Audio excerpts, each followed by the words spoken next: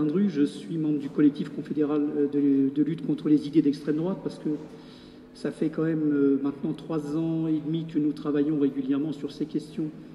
Et nous ne réduisons pas les idées d'extrême droite à celles du Front National, ça serait trop simple, puisqu'on peut constater une porosité sur un certain nombre de positions, notamment par rapport à la lutte contre toutes les lois qui sont passées sur l'immigration encore ces derniers temps, sur le CESEDA, c'est-à-dire le droit de séjour.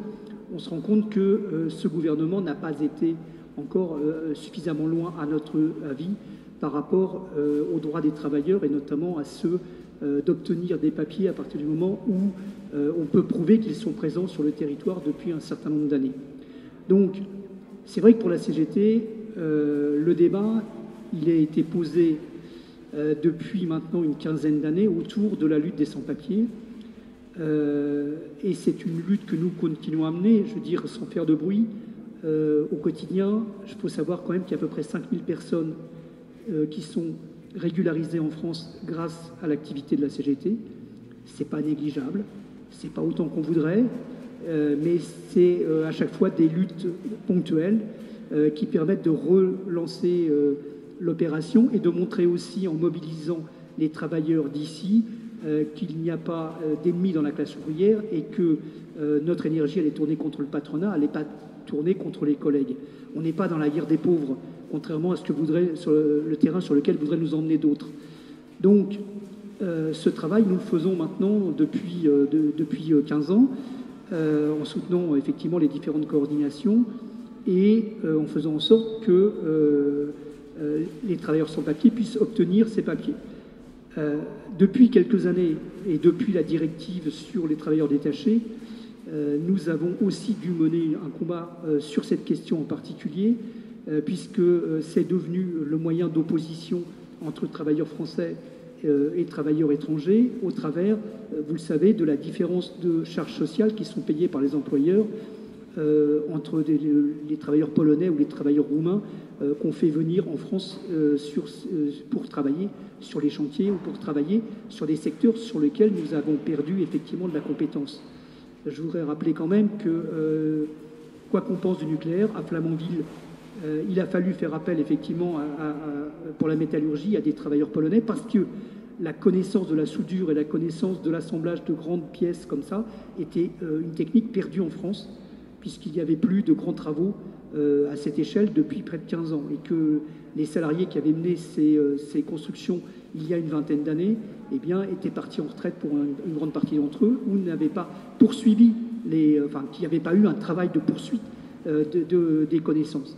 Donc, la lutte pour faire reconnaître les droits, c'est aussi le rappel que c'est la désindustrialisation, c'est un certain nombre de choix politiques qui font que nous avons perdu effectivement des compétences qui nous obligent aujourd'hui à aller chercher des travailleurs à l'étranger qui sont encore en capacité de faire ce travail. Maintenant, c'est vrai que la bataille de la CGT, c'est de dire effectivement un travail égal, salaire égal et charges sociales y compris, et c'est ce qui permettra effectivement d'éviter de se tromper d'ennemis sur ces questions-là. Alors, je vais commencer par les mauvaises nouvelles et puis je finirai par une bonne nouvelle quand même.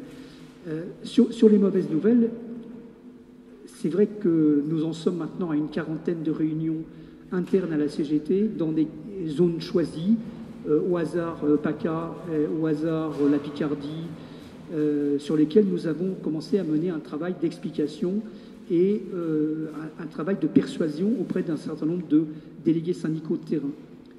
Inutile de vous dire que quand on travaille en Picardie avec la désindustrialisation, c'est vrai que le discours du Front National peut apparaître comme une solution idéale.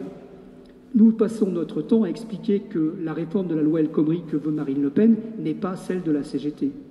Parce que Marine Le Pen, ce qui lui pose problème, c'est qu'il ne faut pas qu'il y ait de concurrence entre entreprises françaises sur un même territoire. Donc, elle ne veut pas de la loi El Khomri avec les négociations boîte par boîte, parce que ça permettrait de faire du dumping entre Français.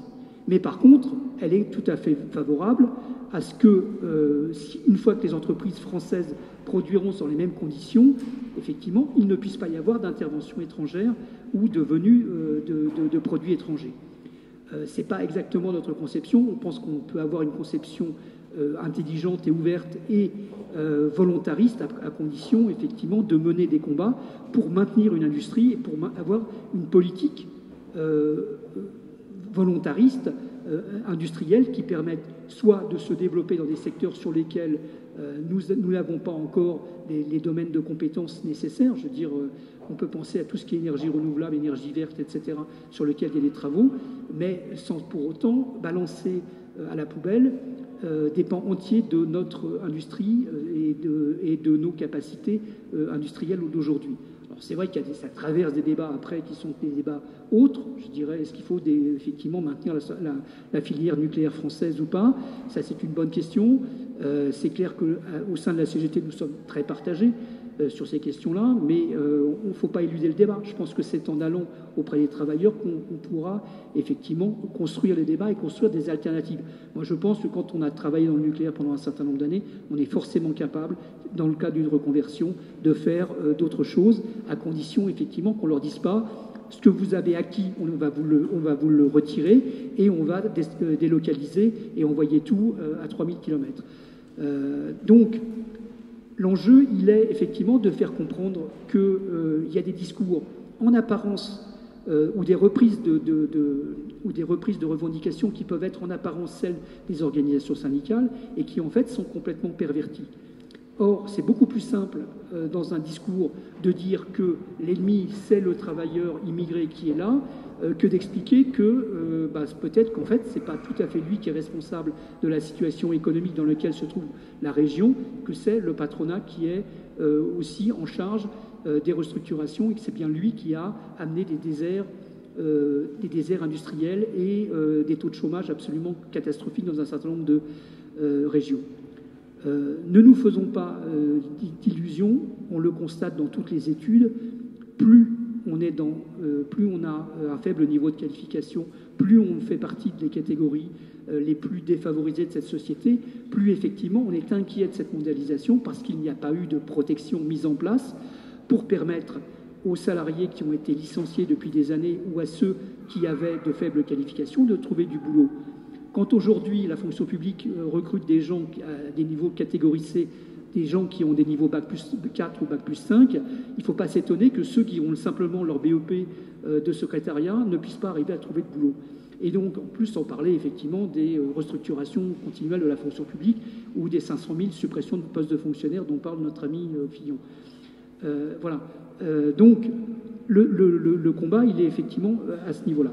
Alors, peut-être quand même, pour finir, une bonne nouvelle, et là je vais changer de casquette, la Commission nationale consultative des droits de l'homme, tous les ans, sort un rapport sur l'état du racisme en France. Alors, je vais vous dévoiler avec une semaine d'avance les résultats de notre dernière enquête. Non, je vais en dire 2 mots parce que je ne vais pas vous donner les chiffres, mais il faut quand même savoir qu'il y a une chose intéressante, c'est que l'acceptation, le taux d'acceptation de l'autre est encore en progression. Moi, ce que je pense, à titre personnel, et là je n'engage que moi, c'est que si nous avons en face de nous un racisme militant, nous n'avons plus un antiracisme militant tel que nous avons pu le connaître dans les années 50, 60, 70, etc. Et peut-être que quand on a une minorité extrêmement agissante, elle fait beaucoup de mousse et beaucoup de bruit médiatique, pendant que la majorité silencieuse reste silencieuse parce qu'elle n'a pas su préserver ses capacités de mobilisation par rapport à ça. Donc voilà, si vraiment il y a une certitude, c'est que ce pays, contrairement à ce qu'on dit, n'est pas un pays raciste. De moins en moins de gens se considèrent comme racistes. C'est nos études, y compris l'acceptation des Roms est en progression. Je ne dis pas que c'est génial, hein. Il y a encore 66% des gens qui rejettent les Roms. Mais en 2012, c'était 85%. Donc on est sur une acceptation, des formes d'acceptation qu'il faut entendre. Il n'y a quasiment plus de rejet ni des Noirs, ni des communautés israélites, puisqu'on était à plus de 88% de taux d'acceptation. Mais ça n'empêche pas que nous avons des groupuscules extrêmement forts et extrêmement agissants, que ce soit sur le terrain d'Internet, que ce soit sur le terrain d'actions ponctuelles, qui font qu'on a l'impression d'être dans un pays raciste. Je crois qu'il faut se détromper. C'est très très rigolo de constater que les gens pensent qu'ils vivent dans un pays raciste et que quand on leur demande, eux, ce qu'ils pensent est-ce qu'ils sont racistes, eux, eh bien, ils se déclarent, pour l'immense majorité d'entre eux, et de moins en moins racistes tous les ans.